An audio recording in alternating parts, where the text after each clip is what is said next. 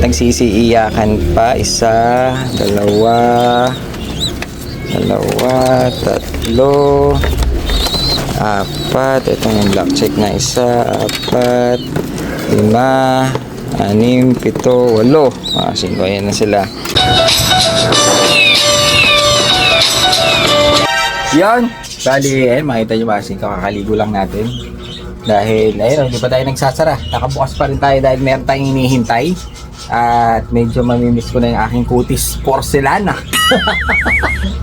Yung ating kutis dahil nga naka-schedule tayo ngayon magpatato ng maliit lang, maliit lang. Dito lang konti. Kaya, inaano ko na dahil madudumihan yung ating kamay. Matatatuan tayo ng maliit lang. Naka small piece lang, small piece. Kaya medyo naghihintay tayo, hinintay natin yung tattoo artist kasi ito. Kaya ngayon tayo naka-schedule ng ating tattoo. Gusto ko nga dito sa mukha, kalahati ng mukha. So yun, habang wala pa nakabahan ako. Tutusukin ako, malaking karayon na.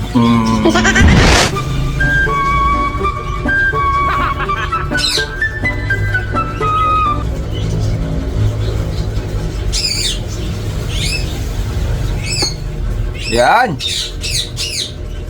Antok pa ako. Pasing ito. Mapuwit kami. Mga anong oras namin natapos.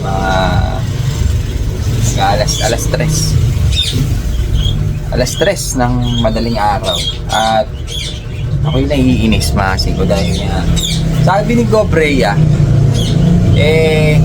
small piece lang ang gagawin namin. Maliit masing ko. Maliit. Ang nangya. Naabot kami ng madaling araw dahil tignan nyo naman ang ginawa niya. Pinagdodrawingan niya ang aking kamay na kasi kaya. Hindi pa tapos. Hindi pa na kontento. Itutuloy daw mamaya.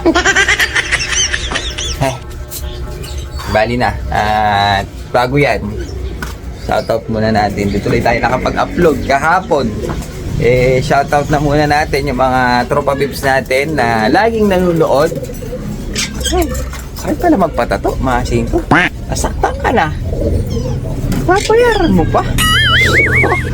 Penitensya.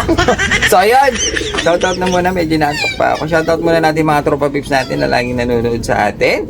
At medyo maya maya mapupuno na ng sulat ito. Tsaka na lang natin pakukulay. Ano muna stencil muna, masing ko. Bago natin pakukulay. Siguro next week na siguro yung kulay dahil nga masakit. So ayun, shoutout natin si Od Lanier. Shoutout kay Al Sarnam Lop, masing ko. Hindi ko alam kung ano salita ito. Ng General Trias Cavite. Kay Mateo Flores Jr. ng Tarlac. Shoutout sa iyo. Kay KVR Lock ng Macau. Shoutout. Kay Nelson Rui. Shoutout sa iyo. Kay Sydney Pasteloff na Santa Rosa, Laguna. So, yan. Ang gagawin natin ngayong araw na to parang ayoko maghawak ng mga ibon. Kasi baka mamaya, pag dukot ko doon ako lagi nasusugatan mga singke sa mga ganito. Magastos yung ating bagong drawing. Parang pentel, parang ballpen lang yan. So ayan, ngayong araw na to gagawin natin.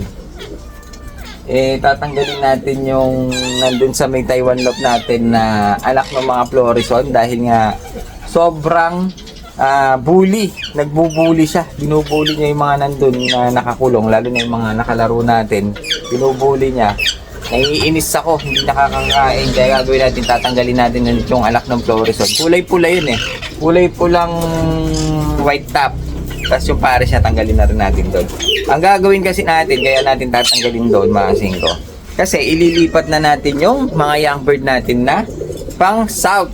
Yung BBC South saka North, CTPR South. Ito. Medyo malalakas na siyang kumain Lalo na ito mga singko. Yung mga nandito, malakas na.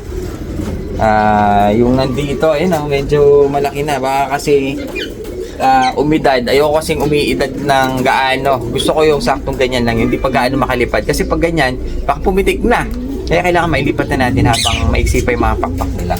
Bali 2, 4, 6, 8. 8 na YBs ang ating ililipat ngayon. Kaya kailangan ko na matanggal talaga yung tawag dito, yung ating Roger Flores on doon. Talagang nagbubuli siya. Binubugbog niya kahit yung mga ano natin, matatanda natin doon. Kaya gagawin natin ngayong araw na to. Samahan nyo ako, mga singko, na maglipat ng mga young bird. Kahapon wala tayong video dahil nga dumating yung deliver. Tapos di rin tayo nakapag-edit dahil nga yan, oh, nagpa-tattoo tayo. Takot na si Gobrea dito. Tingnan nyo naman, napakarami na nito. Sayang ang tattoo. So yun, kukunin na natin yung mga young bird natin dito. At sasabay-sabayin na natin, mga singko, dahil nga medyo malaki na sila. Kasi pag na-late na natin to pakakawalan at kukunin dito, baka pumitik na. Gusto ko yung mga ganitong idaran, mga singko. Ito yung sa BBC. Kasi ito naka-BBC. Ayan siya, blue bar. Maliit pa. May mga dilaw-dilaw pa, kaya ito ilalagay na natin doon para, kasi kakain, hindi pa naman natin sila pakakawalan eh. Kaya gusto ko matuto sila doon na kumain. So kaya nga nagpapabili ako kay Gobrea ng maliit na speaker para magre-record tayo din ng paano natin sila tatawagin. Kasi hindi tayo marunong tumawag ng ibon na wala tayong sounds. Tsaka hindi na tayo mag-aalog ng patoka. Gusto ko speaker na lang. Parang yung kay Egayap, ganun siya, mga singko eh. Gagayain natin. Papabili tayo ng maliit na speaker. Ito yung una na naka-BBC to. Lagay na natin dito. Yan, lagay na natin doon, mga singko. Yung kanyang kapatid, isang blue check naman. Isang blue check naman yung kanyang kapatid. Hindi pa ito lilipad. Lilipad dito, may hirapan. Dadapo lang sa malapit. Gaganon-ganon lang. Mahirapan pa nga itong makakit sa bubong. Kasi batang-bata, mabigat pa yung katawan niya. Kasi pa yun, oh. Meron siyang jackpot. Meron siyang blue. Bluetooth. Maganda rin. Naka-CTPR naman ito. Isang blue check, mga singko, lagay natin.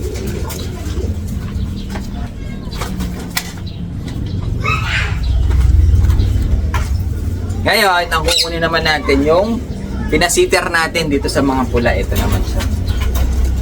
Malalaki na rin sila eh. Ito naman yung pinasiter natin doon sa mga red natin. Isang blue check na naka CTPR South. Puro South ito, mga singko. Kasi yung mga winter natin malalakas na lumipad. Ayun, no? Batang bata, madilaw-dilaw pa. Kaya kailangan natin matanggal yung bully doon kasi bubugbugin ito, mga singko. Kasi wala tayong panghiwalay.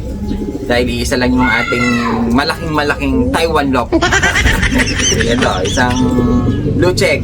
Bali ang kapatid niya blue check din, mga singko. Dalawain na natin.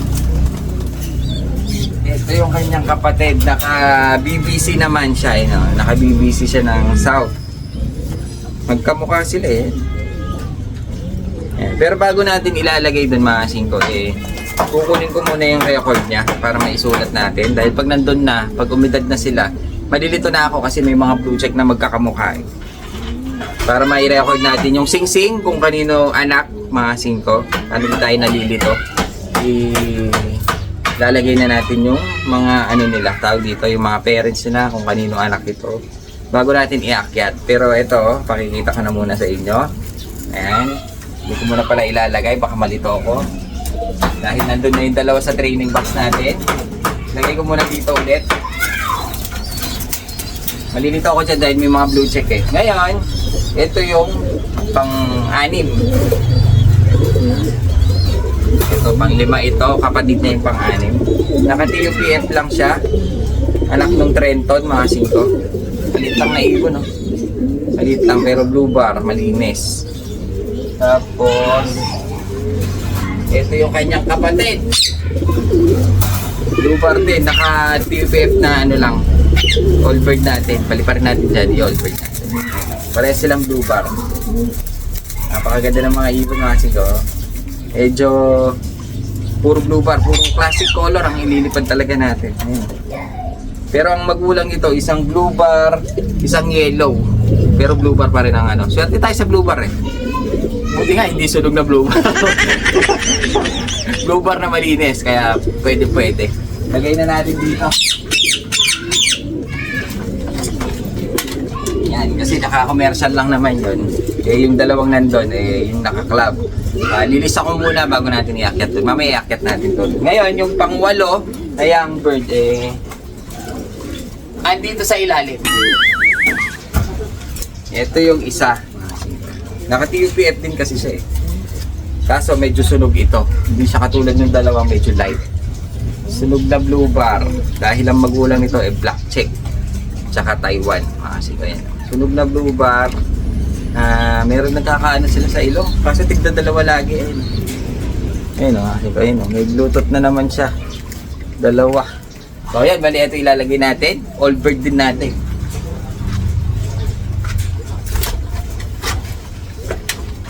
Nililipad natin lahat.